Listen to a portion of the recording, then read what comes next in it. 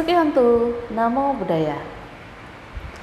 Selamat berjumpa kembali di kanal Pergabi, Perkumpulan Guru Agama Buddha Indonesia, dalam program Bima Nusantara, Bincang Dharma Nusantara, yang menghadirkan guru-guru agama Buddha se-Indonesia, para Dharma Duta, dan juga tokoh masyarakat Buddhis untuk membahas topik-topik Dharma yang menarik dan bermanfaat. Dalam episode kali ini kita akan berbincang dengan seorang Dharma Duta yang cukup senior, dan beliau adalah seorang penyuluh yang kini bertugas sebagai penyelenggara Buddha, yaitu Ibu Duyanti SAG MPD yang akrab disapa dengan panggilan Bu Wiwi. Halo Bu Wiwi, apa kabar? Baik. Ini kesempatan yang luar biasa ya, kita bisa bersama dan kita akan membahas sebuah topik. Topik yang akan kita bahas adalah tentang perayaan Imlek. Nah, ini pertanyaan pertama untuk Bu Wiwi nih. Menurut Ibu Wiwi atau sepengetahuan Bu Wiwi, perayaan Imlek ini tradisi atau ajaran agama Buddha? Baik, terima kasih. Sebelumnya saya nyapa dulu ya pemirsa yang berbahagia. Semoga hari ini pertemuan kita memberikan manfaat dan Anda semuanya dalam kondisi bahagia, sehat-sehat semuanya. Andai ada yang tidak bahagia pada hari ini, semoga kedatangan kami memberikan rasa nuansa tersendiri hingga Anda merasa bahagia. Dan bagi Anda yang sedang sakit, semoga memberi kekuatan kedatangan kami sehingga Anda semuanya akan semakin sehat dalam kehidupan sehari-hari. Nah, tentang tradisi atau ajaran Buddha, ini sebenarnya kalau kita kaji dari ajaran Sang Buddha, Imlek memang tidak ada. Itu semuanya dari tradisi, terutama tradisi orang Tionghoa ya. Kayak kami yang dari Jawa misalnya, ada tradisi dari Jawa misalnya satu suro, nah seperti itu. Nah ini Imlek juga tradisi dari Tionghoa, tetapi Sang Buddha juga tidak pernah mengajarkan bahwa tradisi itu tidak boleh diikuti atau dilestarikan dalam kehidupan umat beragama Buddha, khususnya misalnya dari Tionghoa ini yang beragama Buddha masih boleh dan tetap melestarikan tradisi. Karena kan kalau kita perhatikan, kalau di dalam bahasa Indonesianya kan bangsa yang besar adalah bangsa yang menghormati nenek moyangnya, anggap aja seperti itu ya. Jadi tradisi itu kan ajaran dari leluhur, ajaran dari nenek moyang.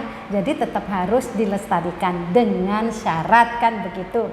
Kalau dilestarikan semuanya dan itu bertentangan dengan ajaran Sang Buddha, tentu saja kita menjadi orang-orang yang tidak memiliki kebijakan atau kebijaksanaan yang baik. Tetapi yang sesuai dengan ajaran Sang Buddha tentu saja ini boleh dilestarikan, bahkan harus diberikan turun-temurun supaya mereka tidak kehilangan jati dirinya sebagai misalnya Tionghoa. Kalau yang bagian Jawa misalnya ya tidak kehilangan jati dirinya sebagai orang Jawa atau etnis apapun. Jadi memiliki tradisi yang harus dilestarikan sesuai dengan ajaran Sang Buddha. Bagus. Terima kasih untuk jawaban pertama, tapi ini pembicaraan kita masih panjang ya. Nah, karena ini sebuah tradisi, kalau tradisi kan berarti bukan istilahnya bukan wajib gitu ya. Iya betul, bukan wajib. Silakan dirayakan atau dilaksanakan. Tetapi menurut Bu Wiwi, bagaimana sih cara yang bijaksana untuk misalnya mau mengikuti tradisi ini, merayakan Imlek itu cara yang bijaksana menurut agama Buddhanya bagaimana? Ya. Kita sebagai umat Buddha mau merayakan tradisi, karena kita ngomongin Imlek, saya langsung aja Imlek gitu ya. Kita merayakan Imlek tentu saja harus melihat rambu-rambu yang diajarkan Sang Buddha. Tentu saja kita yang paling mudahnya adalah cinta kasih. Kemudian tidak lepas dari misalnya ada sila-sila yang harus diperhatikan, yang harus disesuaikan dengan tradisi tersebut. Nah selain itu kita boleh dirayakannya baik-baik. Misalnya gini, mereka ada tradisi sembahyang. Sembahyang itu baik atau tidak baik? Tentu saja baik. Karena sembahyang itu juga untuk menghormati yang di atas, juga menghormati para leluhur. Mereka pakai buah, oke, tidak masalah, itu sangat baik karena buah punya lambang-lambang tersendiri juga di dalam agama Buddha. Mits ya kan, kalau di dalam agama Buddha itu tidak masalah, tetap dilaksanakan. Jadi kalau tradisi melaksanakan sembahyang sebelum perayaan Imlek biasanya maksimal jam 12 malam itu dilakukan sembahyang. Kemudian memberi persembahan dalam bentuk buah, dan ada juga mereka yang memberi persembahan dalam bentuk misalnya daging atau macam-macam makanan yang enak. Cuma satu hal, karena kita agama Buddha, kalau mempersembahkan misalnya daging gitu ya, itu ya jangan motong sendiri, harus disesuaikan dengan sila yang diajarkan oleh Sang Buddha. Membunuh kan tidak boleh dengan syarat-syarat tertentu. Saya tidak di sini tidak akan menjelaskan tentang pembunuhan, tetapi sudah ada bagaimana syarat-syarat pembunuhan yang tidak boleh, bagaimana syarat-syarat yang makan atau mempersembahkan yang dari hewan, dari hewani, semua hewani yang boleh yang mana itu kan sudah dipelajari masing-masing. Nah, seperti yang misalnya mempersembahkan kalau pelita bagaimana kalau pelita? Ya nanti pelita ada. Misalnya ini kan karena belum koma ya. Misalnya apalah ayam gitu. Ya jelas saja kita beli ayam di pasar. Kalau pelita itu sangat-sangat boleh dan sesuai dengan ajaran Sang Buddha. Kalau pelita itu memang tidak ada bertentangan sama sekali. Karena apa? Pelita itu kan kita menyalakan lilin. Itu lambang di agama Buddha juga ada. Ketika sembahyang juga menyalakan lilin. Apa makna lilin juga sudah ngerti sendiri setiap kebaktian. Kemudian di lilin itu dikasih nama almarhum. Itu sangat baik karena perbuatan baik apapun kita harus ingat jasa leluhur kita yang sudah membesarkan kita sampai saat ini.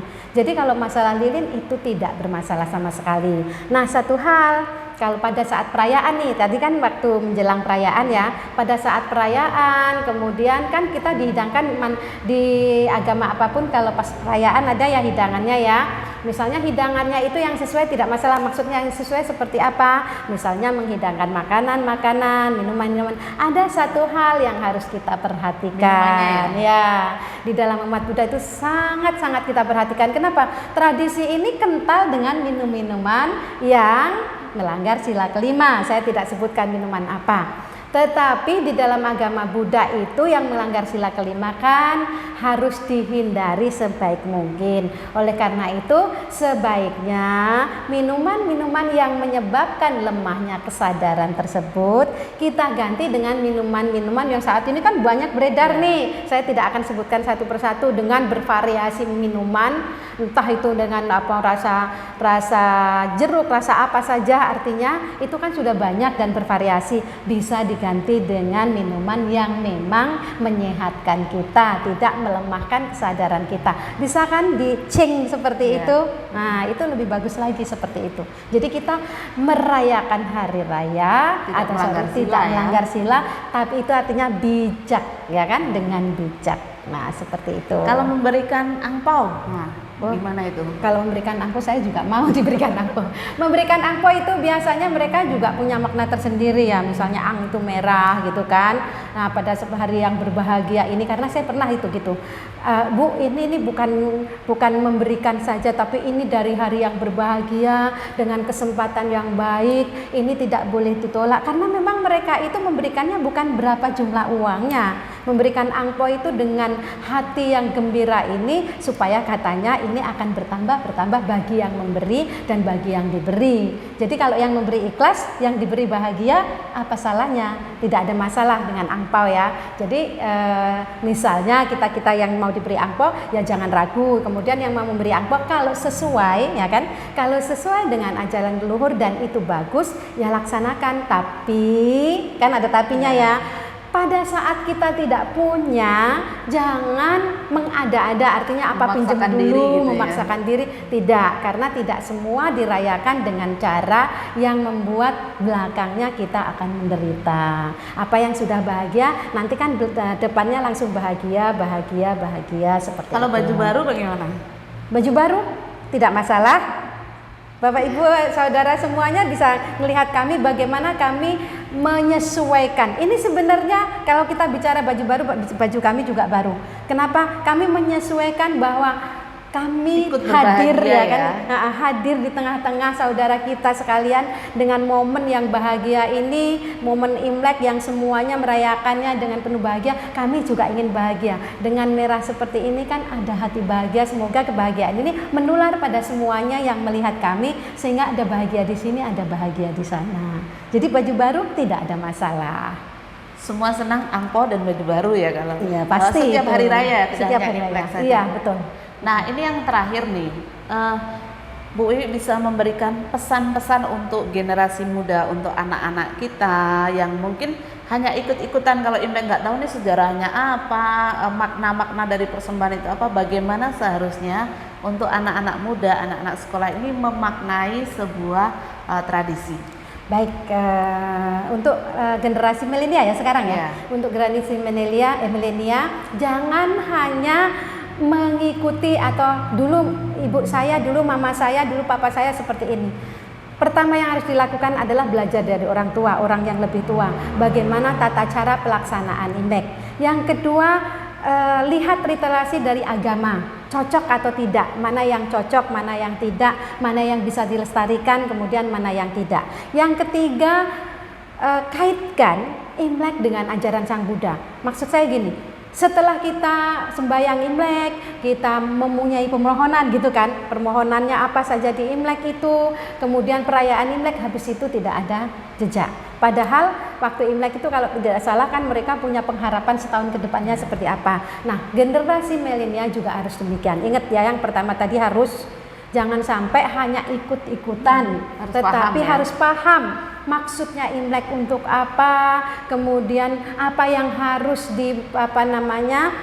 dihadirkan pada saat Imlek. Ya seperti tadilah, orang tua itu mintanya seperti apa, kemudian dimatchingkan dengan agama, cocok atau tidak. Kalau tidak cocok, cobalah digali mana yang lebih cocok yang bisa dihadirkan, sehingga hati waktu merayakan Imlek itu merasa bahagia. Itu harus penting sekali. Kemudian mari kita sekarang tarik di dalam agama Buddha. Hendaknya pada saat Imlek kita memberikan manfaat yang paling bagus, Berbagi kebahagiaan, berbagi ya. kebahagiaan Kan banyak baksos ya sekarang. Nah kalau mau itu, Imlek. nah berbagi kebahagiaan pada orang lain, itu apakah sesuai ajaran Buddha? Sangat sesuai. Jadi pada saat Imlek itu Anda sebelum Imlek kan biasanya sudah nih, ini rezeki-rezeki yang berlebih ini kita sisihkan. Kemudian kalau kita sendiri Imlek misalnya berbagi, misalnya kan hanya beberapa orang yang bisa dikasih. Coba misalnya generasi milenial itu berkumpul di wihara, si A, si B, si C mendapatkan berapa, ini disatukan, bisa berbagi yang lebih banyak. Kemudian secara organisasi mereka juga lebih solid. Kan kalau memberi sendiri kayaknya individu gitu kan. Kemudian siapa yang diberikan juga mereka yang penting memberi, tidak terorganisir dengan baik. Tapi kalau ini disatukan di wihara, semua generasi muda bersatu, kemudian aku ada segini, kamu ada seberapa, tidak harus disamakan seberapa yang punya, kemudian dibelikan sembako, anggap aja ya, itu yang mereka butuhkan, ya kan, sesuai yang mereka butuhkan. Tapi karena ini Imlek biasanya walaupun sedikit ada angpaunya gitu kan, ada yang dalam bentuk angpau, kemudian mereka mendata mana yang pantas diberi, tidak memandang suku, agama, ras.